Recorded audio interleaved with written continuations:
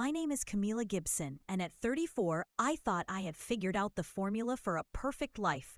Beautiful house in Westchester, successful marketing career, and a husband who still made me laugh after 8 years of marriage. David Gibson was charming, ambitious, and had this way of making everyone in the room feel like they were the most important person there. That same charm, I would later discover, worked just as effectively on his 26-year-old assistant. Rebecca Martinez. The day I found out about their affair, I was folding his laundry. Isn't that ironic? There, tucked between his dress shirts, was a receipt from Tiffany & Co. for a diamond bracelet I'd never seen. My anniversary gift had been dinner at Olive Garden. The discovery hit me like a physical blow, but I didn't cry. Instead, something cold and calculating settled in my chest. I carefully photographed the receipt, placed it back exactly where I'd found it, and finished folding his shirts with methodical precision. That night, as David kissed my cheek and told me he'd be working late again, I smiled and wished him luck with his project. He had no idea that his project was about to become my mission. I'd spent years building something he knew nothing about, something that would change everything. My grandmother's inheritance, carefully invested and grown over the past decade, sat in accounts bearing only my maiden name. Camila Rodriguez had been very busy while Camila Gibson played the dutiful wife. Growing up, my grandmother Elena Rodriguez had been my hero. She'd survived the Depression, built a small real estate empire, and taught me that a smart woman always keeps her own money. "Mija," she'd say, counting bills at her kitchen table, "never let a man know everything you have. Keep something for yourself, always." When she died 5 years ago, she left me her properties and investments, worth merely $2 million. David knew about a small inheritance. Maybe $50,000. But he had no idea about the rental properties in Queens, the stock portfolio, or the business investments I'd been quietly managing. While he thought I was just his wife with a decent marketing job, I was actually building an empire. The next few months became a careful dance of deception. I hired a private investigator, documented David's affair with military precision, and began liquidating assets he didn't know existed. Every Tuesday, while he thought I was at book club, I met with my financial advisor and divorce attorney. Rebecca wasn't just sleeping with my husband. She was helping him plan to leave me. I discovered emails discussing how they'd split everything and start fresh in California. Where David had been offered a promotion, they'd calculated that half of our joint assets would give them about $300,000, enough for their dream life. If only they knew they were calculating with incomplete information. David's behavior became increasingly bold. Late nights turned into weekend business trips, and Rebecca's influence showed everywhere. He started critiquing my appearance, suggesting I dress more like professional women he knew. He bought expensive cologne and new clothes, claiming he needed to look sharp for potential promotions. The most painful part wasn't the betrayal itself. It was watching him transform into someone I didn't recognize. This man who once brought me coffee in bed now looked at me like I was an obstacle to his happiness. But every dismissive glance, every lie, every night he came home smelling like her perfume, just strengthened my resolve. By month 4, I had everything I needed. Bank statements, photographs, recorded phone calls, and a complete financial picture that would shock everyone. David announced his promotion and suggested we take a break to figure things out. Rebecca had convinced him to ask for a trial separation, thinking it would make the eventual divorce cleaner. I agreed with enthusiasm that surprised him, mentioning that some time apart might help us both gain perspective. He moved into a corporate apartment, leaving me in our house with promises that we'd work things out. Poor David thought he was being so clever, positioning himself for a clean exit while maintaining plausible deniability about the affair. The setup had to be perfect. Our annual family barbecue was planned for July 4th at our house.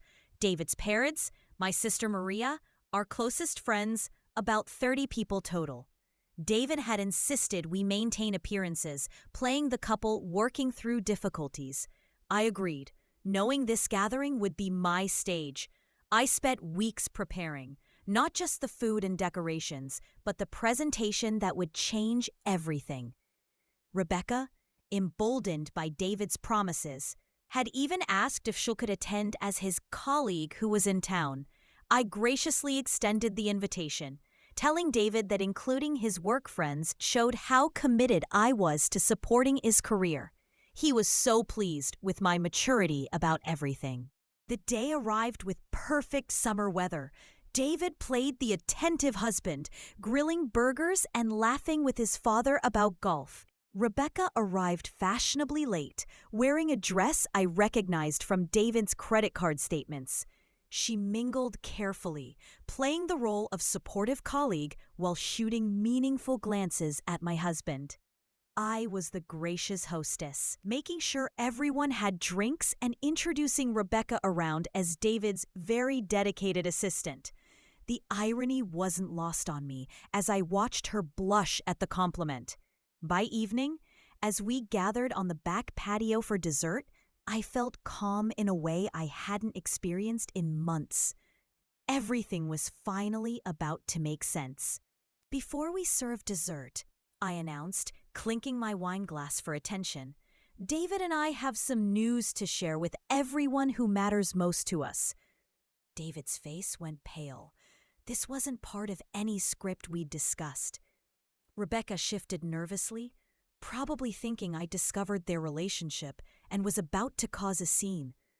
Our guests settled in with expectant smiles, assuming we were announcing a reconciliation or maybe a pregnancy. I smiled warmly at David, enjoying the panic in his eyes as he realized he had no control over what came next. David has decided he wants a divorce, I continued cheerfully, and I've decided to give him exactly what he deserves. The silence was deafening.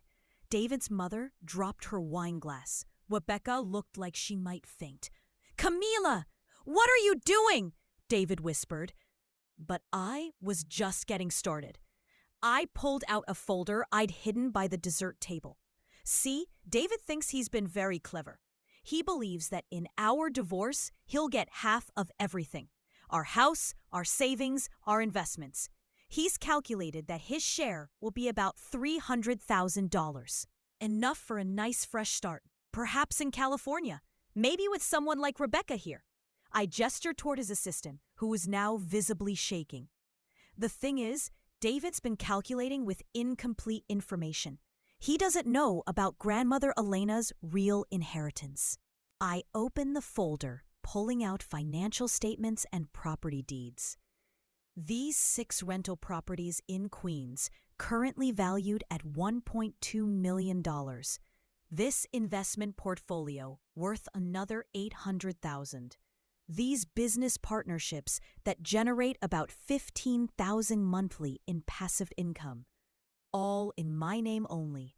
All acquired during our marriage with money that was mine before we ever met. David's face had gone from pale to green. Rebecca was backing toward the door. But here's the beautiful part, I continued, my voice never losing its cheerful tone. David won't be getting half of anything because adultery affects asset division in New York State. Instead, he'll be getting these. I pulled out a final set of papers. Divorce papers, already filed, along with a restraining order that goes into effect immediately. "You can't do this," David finally found his voice, but it came out as a croak. "Those assets, if they were acquired during marriage, I have rights." "Actually, you don't," interrupted a voice from the back of the gathering. My attorney, Margaret Chen, stepped forward from where she'd been discreetly waiting by the garden gate. All of Mrs. Rodriguez's assets predate the marriage or were acquired through separate property inheritance. New York is an equitable distribution state. But adultery and the dissipation of marital assets, like the money Mr. Gibson spent on jewelry for his paramour, affect that distribution significantly. Rebecca was crying now, and David's parents were staring at their son like they'd never seen him before.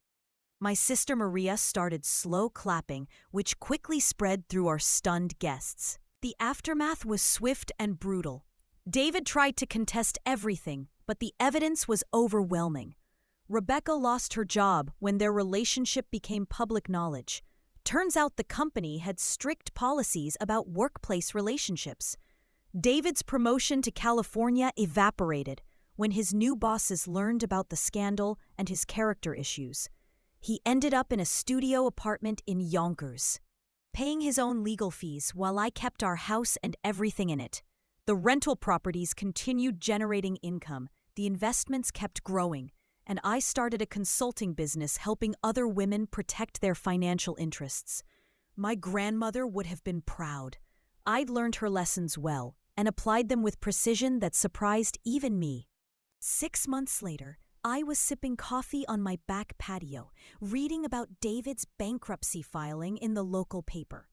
He'd tried to maintain his lifestyle without the assets he'd been counting on, racking up credit card debt and legal fees that destroyed him financially. Rebecca had moved back in with her parents in New Jersey, her dreams of California crushed along with her reputation. Meanwhile, I was planning a kitchen renovation and considering a vacation to Spain, something I'd always wanted to do, but David had dismissed as too expensive. It's amazing how much more affordable life becomes when you're not supporting someone else's lies and delusions. The woman David thought he married, quiet, dependent, financially naive, had never actually existed. Looking back, I realized the betrayal was actually a gift. It forced me to stop hiding my strength and start using it. David had fallen in love with a version of me that was smaller, safer, less threatening to his ego. But Kamala Rodriguez, the woman my grandmother raised, was never going to stay hidden forever. She was always there, quietly building, carefully planning, patiently waiting for the right moment to emerge. David's affair didn't break me. It liberated me from pretending to be someone I wasn't. And Rebecca? She learned the hard way that stealing someone's husband isn't a victory when that someone is smarter, richer, and far more dangerous than you ever imagined. Some lessons come expensive, but they're always worth the price.